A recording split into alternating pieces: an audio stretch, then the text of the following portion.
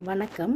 நம்ம நெக்ஸ்ட் பார்க்க போகிறது பார்த்தீங்கன்னா 12th டிசைன். இந்த டிசைனுக்கு தேவையான திங்ஸ் பார்த்தீங்கன்னா stone, tube bead, ball bead இதெல்லாம் எடுத்திருக்கேன்.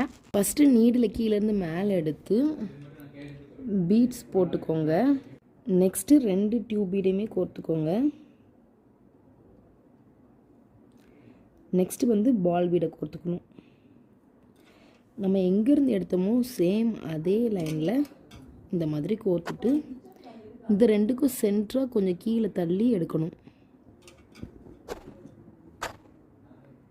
இது உள்ளே விட்டு இந்த கட் பீடுக்கு சென்டராக வர மாதிரி கோர்த்துடலாம். நமக்கு ஒரு வி ஷேப் மாதிரி கிடச்சிரும்.